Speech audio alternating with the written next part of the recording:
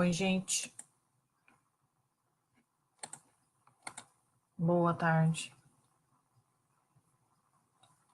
Essa live de hoje eu vou continuar respondendo algumas dúvidas, vamos dizer assim, né? Que o pessoal colocou para mim.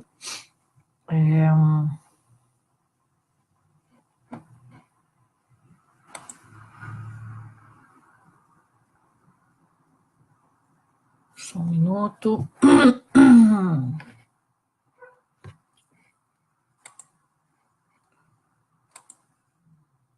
Enquanto isso, eu vou... Nossa, mudou tudo aqui. No...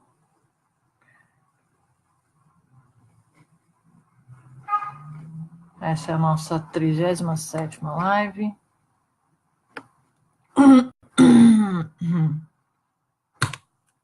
Bom, a primeira dúvida que eu vou falar hoje, que eu vou discutir hoje com vocês, me perguntaram assim, Sara, como é que a Umbanda vê, né? Como é que a espiritualidade encara a questão dos animais, né? Como é que essa questão do nosso relacionamento com animais, sejam eles animais de estimação, sejam eles animais que a gente ingere, né? A base da nossa dieta, grande parte da nossa dieta tem como base o consumo de carne.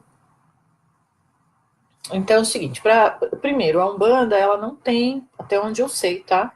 Uma literatura específica ou algo que mencione alguma coisa sobre evolução ou sobre desenvolvimento espiritual ou sobre o que quer que seja com relação a animais, certo? Essa é a primeira coisa.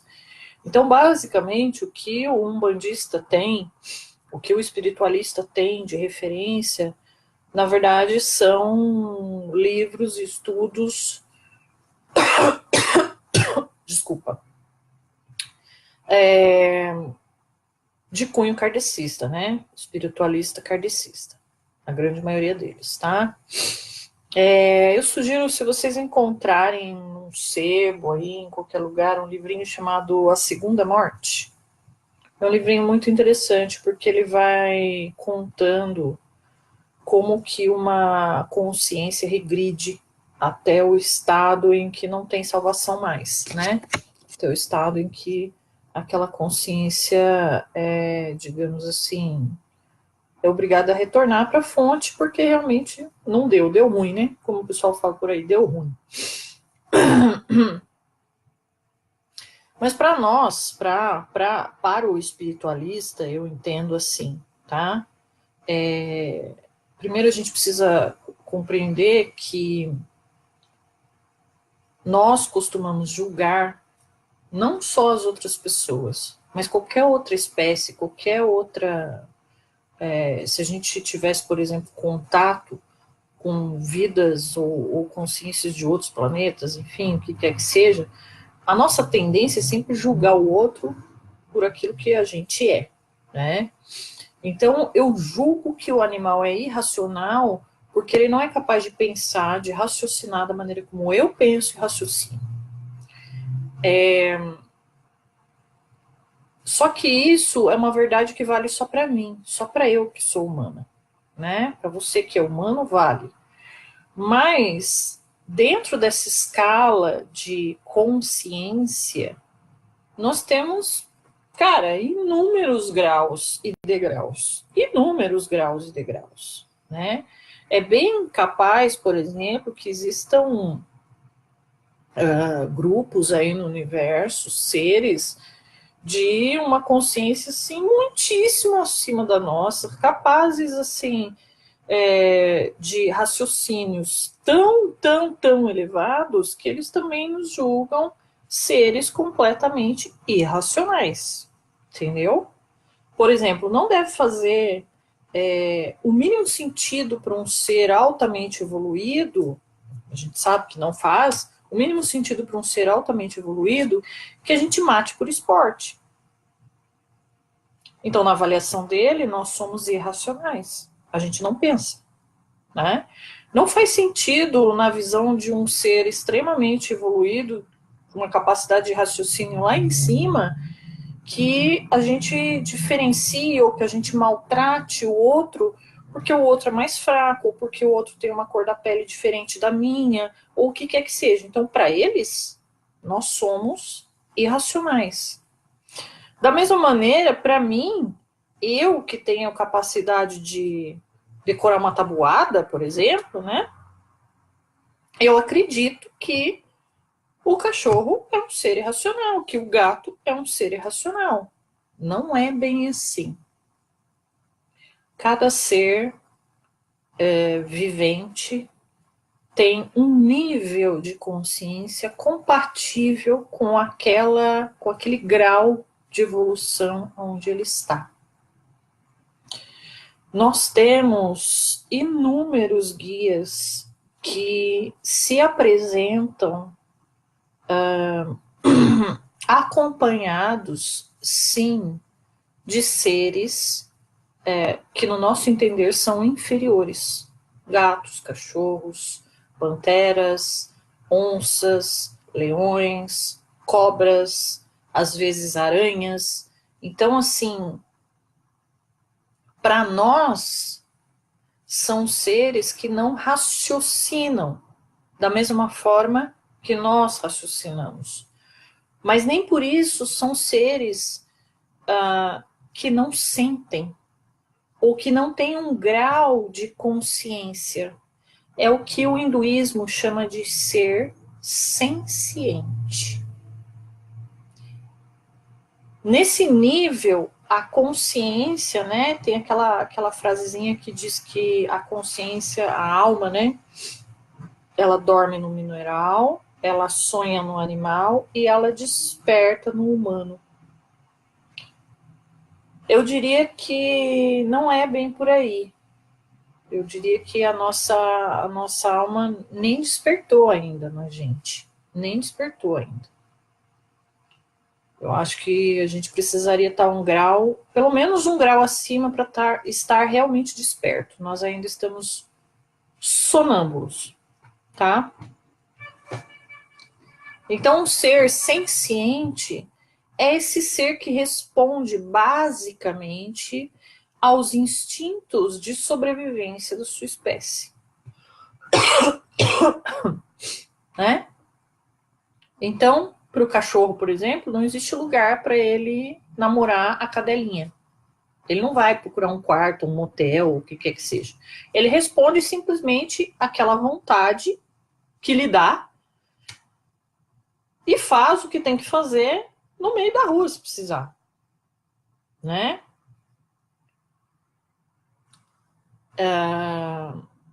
Isso é um ser senciente. Isso não quer dizer que ele não tenha sentimentos. Isso não quer dizer que ele não tenha, até certo grau, uma certa inteligência. Ele é capaz de aprender coisas básicas, mas é. Dentro da literatura kardecista, espírita kardecista, a gente tem uma tendência a acreditar, perdão, que essa consciência, né, que ela começa, ela é puramente coletiva dentro do vegetal e dentro dos animais, digamos assim, inferiores. Formigas, abelhas, esses seres que vivem assim em coletividade, né? Eles respondem, parece que como se fosse a uma mente única. Tá certo? Assim como uma floresta, já foi comprovado cientificamente, né, que aquela historinha lá de Pandora, do filme do Avatar, né, aquela história de que as árvores se conversam, as plantas se conversam através das raízes e tudo mais, que é verdade mesmo. Existe uma ligação. Existe uma certa transferência de informação. Então,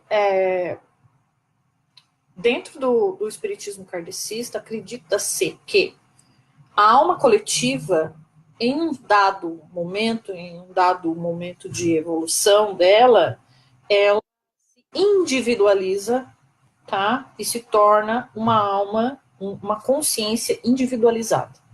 A partir daí, ela começaria a encarnar dentro de animais superiores, digamos assim. Leões, cavalos, vacas, gato, cachorro, coelho e por aí vai. E quanto mais próximo essa consciência chega do estágio em que ela conseguiria ter a sua primeira encarnação como um ser consciente de si, raciocinante, humano ou humanoide que seja, essa alma então começaria a encarnar sucessivamente dentro da gama de animais que nós chamamos de animais domésticos, para que houvesse convivência cada vez mais constante com um reino superior que é o nosso. Também dentro dessa crença, Chico Xavier costumava dizer que nós somos para o animal doméstico, para os animais, nós somos o que o anjo é para nós, né? Então, em nenhum momento nós deveríamos causar sofrimento a qualquer um desses animais, uma vez que quanto mais sofrimento eles têm, mais difícil é essa troca de ser senciente para um ser consciente, tá? Eu não sei se eu acredito bem nessa teoria, tá, gente? Eu acho que a natureza ela não dá saltos. Ela não dá saltos. Por outro lado, nós, humanos racionais, conscientes, individualizados, nós guardamos muito, muito do animal ainda, né? Os instintos básicos, as nossas células, o nosso tido DNA lixo, né? 70, 80% do nosso DNA, a ciência descreve como DNA lixo, não serve para nada, porque eles não entendem para o que serve, então não serve para nada, é lixo, né? Então, essa nossa herança, digamos assim, animalesca do animal, ela permanece. Permanece tanto que muitos dos que desencarnam e que tinham ainda aqui, né, enquanto encarnados, tendências bestiais, não animais, bestiais, né? Ou seja, aquela pessoa que acha que pode, que sente prazer em matar, em ver sangue, em torturar, em fazer todo tipo de coisas assim que os estômagos mais sensíveis não suportam. É muito comum que essas pessoas, esses espíritos, regridam fisicamente, né? A forma do espírito deixa de ser humana e passa a ser de um animal, ou partes de animal num corpo humano, né? E daí vem essas lendas, né, do lobisomem, do vampiro e tudo mais, de todas essas coisas. Por quê? Porque realmente no lado espiritual, a verdadeira essência da pessoa aflora. Aflora. Então, eu acho que respondendo a essa questão do animal, primeiro, nós que temos esse amor, não é assim? A vida, a tudo aquilo que Deus criou, a criação divina, a gente deve ter muito cuidado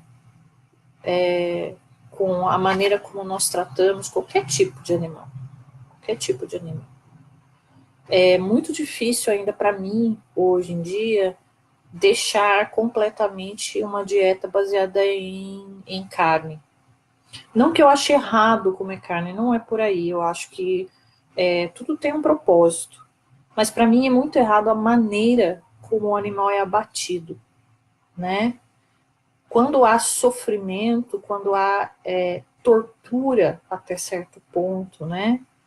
Desse animal para que ele sirva de alimento, isso é horrível, né? Isso gera energeticamente uma massa de medo, de sofrimento, e a gente, quando a gente se alimenta dessa carne física, a gente também se alimenta de tudo isso.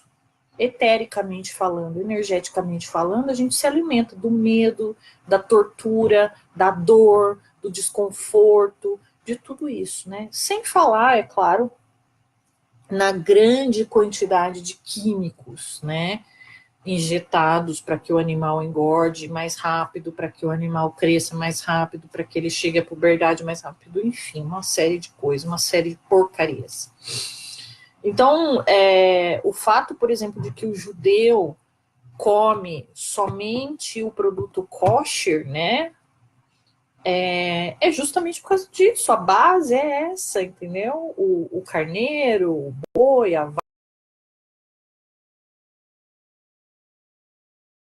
para que não haja sofrimento.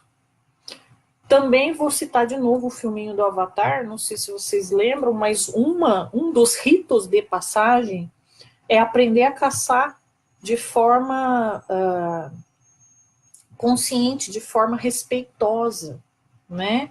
Então aquele animal vai servir como seu alimento. Agradeça a ele por dar a vida dele para sustentar a sua, né? Seria muito bom se a gente conseguisse ter essa consciência, se os abatedouros conseguissem fazer essa disposição da carne dessa maneira, né? Eu acredito que a gente ficaria bem menos doente, porque realmente a gente consome tudo isso, toda essa dor, toda essa tristeza, todo esse desconforto vem para dentro da gente também, tá?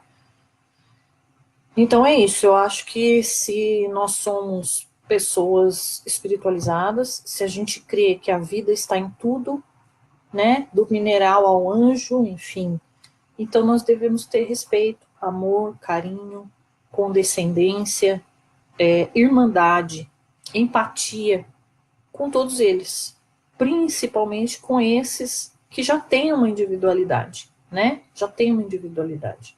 Então, não tem mais sentido eu usar do animal para o meu divertimento, porque eu gosto de caçar, porque eu gosto de. Não tem mais cabimento. Né? Na nossa maneira de pensar, se eu sou uma pessoa espiritualizada, se eu creio na vida, se eu creio que tudo isso é criação divina, eu estou criando dor e sofrimento à toa, e isso uma hora ou outra vai voltar para mim. Tá? Então, essa é a primeira duvidazinha de hoje que eu resolvi falar. E a segunda, gente, vamos lá. A segunda, amizades, relacionamentos, respeito.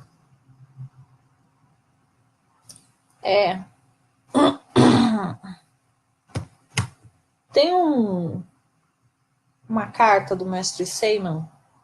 Para quem não conhece, o mestre Seiman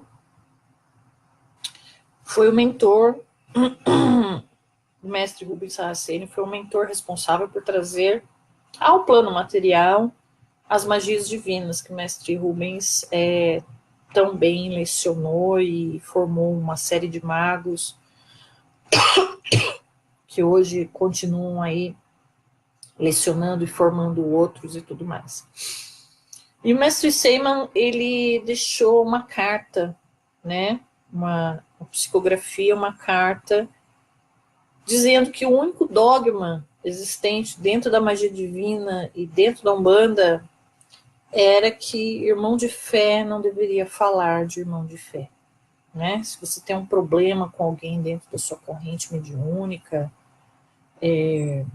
Você deveria chegar para essa pessoa e falar, olha, eu não gosto de você por causa disso, disso e disso, e vocês podem até sair no tapa, não tem problema. Mas nunca, jamais ficar fazendo intriguinha e falando por trás e bababá e aquela coisa toda, porque é isso que acaba destruindo a grande maioria dos templos por aí, e isso é um problema, tá certo? O meu pai de fé, Cláudio Ricomini, costumava dizer o seguinte, não me importa se vocês não são amigos, se vocês não se gostam, se vocês não saem juntos, não vão pra balada juntos, eu até prefiro que seja assim, ele dizia isso. Mas, dentro do terreiro, dentro do nosso trabalho, é preciso ter respeito. Respeite, né? Eu me lembro de uma passagem muito interessante, eu não sei se eu já comentei aqui em algum vídeo, mas eu vou comentar novamente. Tinha um rapaz dentro da corrente que eu tinha um certo preconceito com relação a ele, né? Não batia o santo, não batia o santo. E eu guardava aquilo para mim. Guardava aquilo para mim, achava o cara meio, sei lá, mulherengo, não sei, aquilo mexia comigo e eu não gostava, né? Nem sei se realmente ele era, porque eu nunca tinha visto nada que justificasse, digamos assim, aquela minha vibração, aquele meu asco, digamos assim, né? E um belo dia eu fui colocada para cambonar essa pessoa, né? E eu pensei comigo, puta que pariu. Com perdão da palavra. Vou ter que cambonar, né? Porque eu posso até ter um preconceito com a pessoa, mas ele é médium. Ele é médium, ele trabalha na casa e ele tem os guias dele e eu estou aqui em serviço, né? Vestindo branco, estou em serviço. Respirei fundo e fui.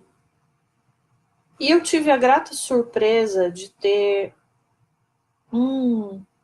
de presenciar, digamos assim, um dos melhores atendimentos que eu já presenciei até hoje, né? De um preto velho que foi sensacional com todos os consulentes que ele atendeu naquela noite. E quando terminou aquele trabalho naquele dia, quando terminou e ele desincorporou e tudo mais, eu fiz questão de dar um abraço nele e de agradecer por ter me permitido cambonar as entidades, a entidade dele, né? Depois eu vim a camboná-lo, acho que mais 2 ou 3 vezes. Essa pessoa saiu do terreiro, tem tempos já, nem está mais lá. Mas eu agradeci mesmo de coração, porque naquele momento eu pensei comigo, bom, se não existe médium porcaria com guia bom, então se o guia é tão bom assim, esse médium tem que ter um coração igual para conseguir fazer o que ele fez.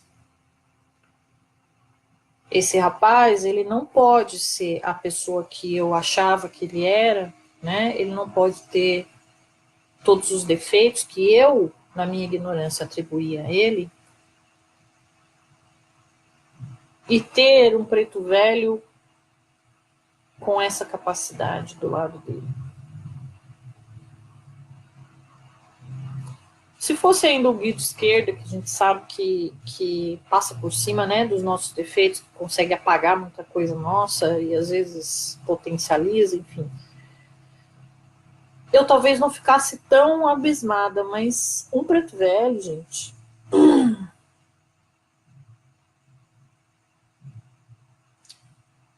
Então, que essa minha experiência sirva para você dentro do seu terreiro, sirva para você no seu dia a dia, Nem sempre aquilo que a gente coloca no outro, né, o pré-conceito que a gente tem do outro, é a realidade.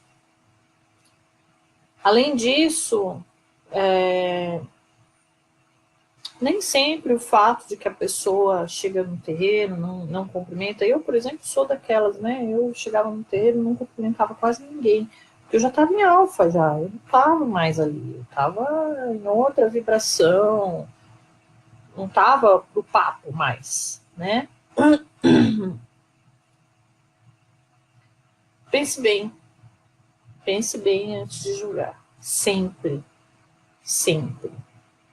Principalmente porque nós temos telhado de vidro.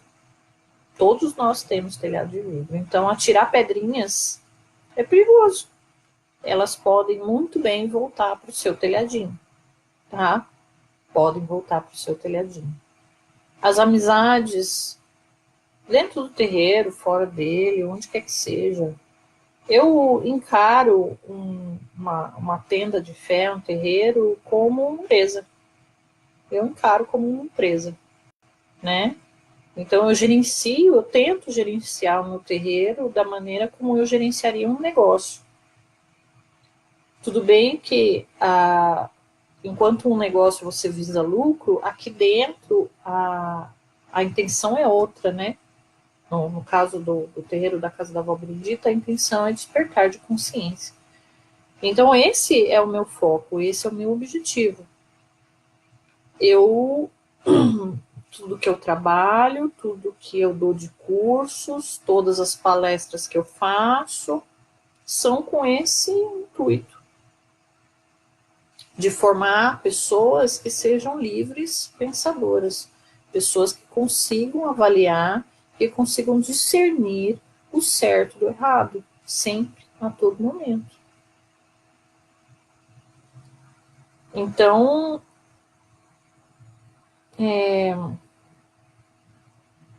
sempre vai existir aquela pessoa com quem você tem mais afinidade e aquela pessoa com quem você tem menos afinidade. Sempre, como em qualquer lugar, até dentro da família da gente, a gente tem aquelas pessoas com quem a gente tem mais afinidade, aquela pessoa com quem a gente tem menos afinidade. O que a gente não pode ter é falta de respeito, falta de caridade, né? A verdadeira caridade é essa, é se colocar no lugar do outro. O Vó Benedita costuma dizer, é fácil, filha, fazer caridade com quem é fácil, né? Com quem é bom, com quem a gente gosta. É muito fácil fazer caridade. Com quem é legal. Difícil é você fazer caridade com aquele cara que você acha chato. Com aquela pessoa que é pedante. Com aquela pessoa que gosta de fazer, sabe, gosta de se fazer de vítima. Aí sim é difícil de fazer caridade. Porque é difícil de você ter empatia com aquilo. Se você não tem uma personalidade próxima, é muito difícil você ter empatia com aquilo.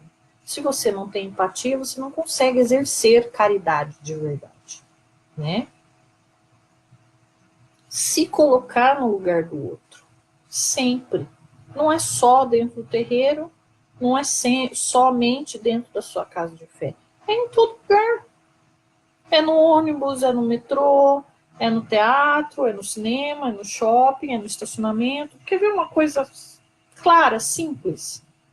Tem um restaurantezinho aqui próximo de casa que eu costumo ir almoçar, mas é difícil de ir a pé, é uma caminhadinha. E como normalmente eu levo minha filha, nós vamos de carro. É difícil de estacionar. Tem muito carro na rua no horário que a gente vai. Eu canso de ver pessoas que estacionam um carro num lugar onde cabe dois, a pessoa põe o carro bem no meio. É um exemplo besta. Mas a pessoa não está nem aí, ela não para para pensar. Ela não para para pensar. Se eu puxar meu carro um pouquinho mais para frente, cabe outro atrás de mim. Não, vou estacionar aqui do jeito que tiver e beleza. Quantas vezes você chegou no shopping e tinha aquele cara que estacionou o carro e ocupou 2 vagas? Ou ocupou 1,5 vagas? É isso, gente. É o mal da nossa sociedade, é isso. É a falta total de empatia, de consideração com o outro. Se para mim tá bom, foda-se o resto. É basicamente isso. E isso se reflete na nossa política, na nossa educação, na nossa cultura, em tudo. Então não é dentro do terreiro. O problema não é dentro do terreiro. O terreiro é só um reflexo do resto da sua vida. Do resto da sua vida. Então, avalie aí os seus valores, né? Avalie aí os seus valores. Eu já falei isso no outro vídeo, eu vou falar aqui. Não dá para servir a 2 senhores. Não dá. Não dá para acender, metaforicamente falando, né? Uma vela branca de dia e uma vela preta de noite, né? Querendo dizer a mão direita, que a mão direita não veja o que a sua mão esquerda está fazendo. Enfim. Não dá para servir a 2 senhores. Então, ou você é uma pessoa que resolveu ser alguém espiritualizado, que resolveu crescer, que resolveu acordar, ou você não é.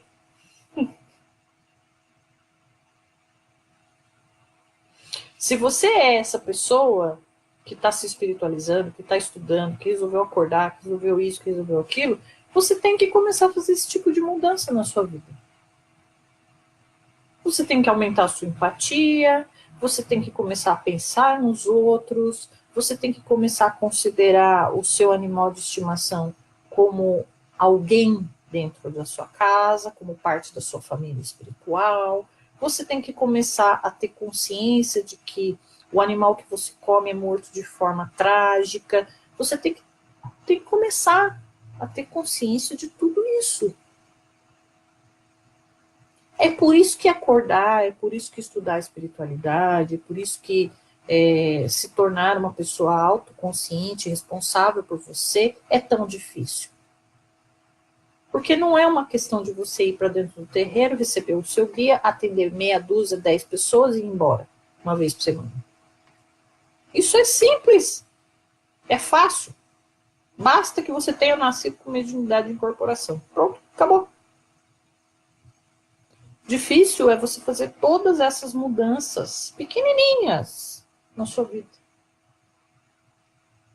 Por quê?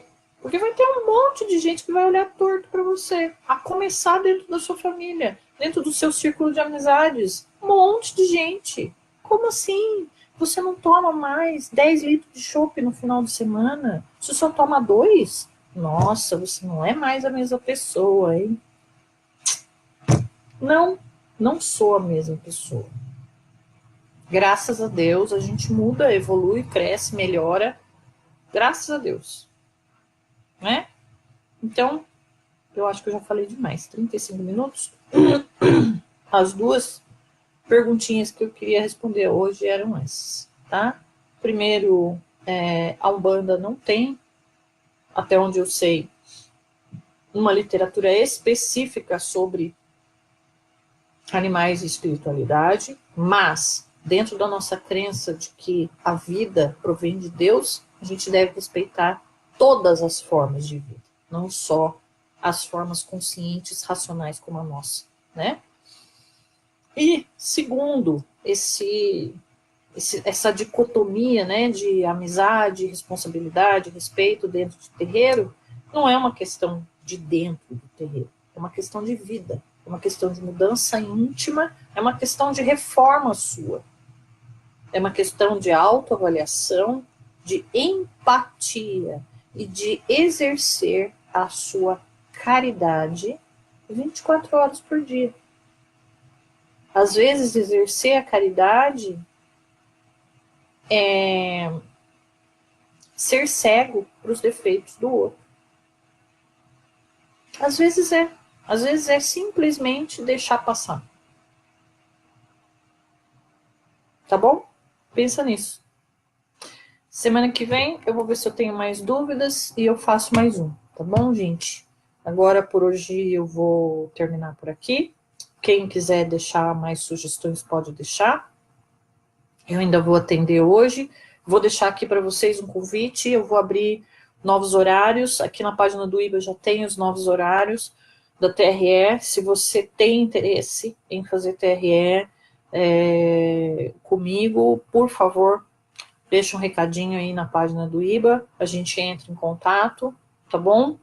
É isso. Obrigada. Até semana que vem. Tchau.